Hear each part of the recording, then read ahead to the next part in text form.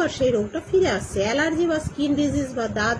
হয়েছে, কিন্তু প্রত্যেক বছর শীতকালে আবার হচ্ছে, বা সেই পেশেন্টটা ঘুরে ঘুরে আসছে, তার ভালো হয়ে গেল, আবার সে 8 মাস পরে এসে বলছে ডাক্তারবাবু আমার তখন তো হাতে হয়েছিল, এখন আবার দেখুন পায়ে বেরিয়েছে, আমার সারছে না। তাহলে আমাদের তখন কি করতে হবে না, হ্যানিম্যান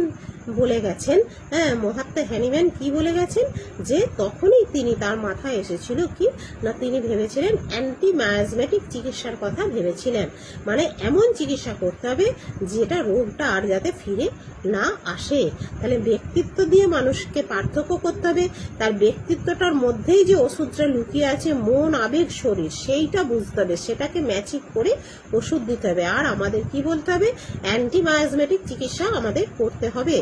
অর্থাৎ একটা সমস্যায় আমি একটা ওষুধ প্রয়োগ করেছি, খুব তার মাঝে মাঝেই জ্বর আসে সেই ব্যক্তির, আমি ফার্স্ট সে আমার কাছে জ্বর নিয়ে এলো, আমি জ্বরের চিকিৎসা করলাম, তার পরবর্তী ক্ষেত্রে তার জ্বরটা মোটামুটি ভালো হয়ে গেল, বা সেই জ্বরটা হালকা থেকেই গেছে, তার সারতে চাইছে না, প্রচন্ড জ্বর নিয়ে এলো, এখন তার 99, 100, বা তার খাবার ইচ্ছা নেই, আরো অনেক সিমটম এলো, তাহলে আমাকে তখন কি করতে হবে, অ্যান্টি মায়াজমেটিক চিকিৎসার কথা ভাবতে হবে, অর্থাৎ সালফারের কথা ভাবতে হবে। একটা ডোজ 30 পোটেন্সি বা 0/1, 0/2 যাই বল,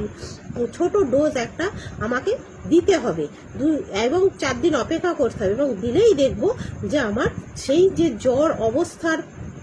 শেষটুকু সেটা দেখবেন ঠিক হয়ে গেল। বা এই একটা ওষুধ কিছুটা গিয়ে আর কাজ করছে না, যে ওষুধটাতে রোগ ভালো হচ্ছিল, হতে হতে দেখা গেল ওই ওষুধটাতে আর কার্যকরী হচ্ছে না, পেশেন্ট হয়তো এসে বললো আপনার আগের রোগটায় খুব ভালো কাজ হয়েছিল, এবারে একদমই কাজ হয়নি, তাহলে তখন আমাকে বুঝতে হবে যে অ্যান্টি মায়াজমেটিক চিকিৎসা করতে হবে। মাঝখানে হয়তো টিউবারকুলিনাম, হয়তো সরিনাম, বা হয়তো ব্যাসিলিনাম, সেই ওষুধগুলো আমাকে দিতে হবে, এবং সেটা কেন দেবো আমাকে বুঝতে হবে, সেই অবস্থাটা বুঝে আমাকে একটা ডোজ দিতে হবে। সিফিলিনাম সে যাই দিই না কেন, বা মেডোরিনাম, এগুলো আমাকে একটা ডোজ দিতে হবে, দেওয়ার পর আবার আমি যদি যে ওষুধটা প্রয়োগ করেছিলাম সেটা যদি প্রয়োগ করি, তাহলে দেখবো যে হ্যাঁ তার কাজ হয়েছে। তাহলে এটা হচ্ছে কি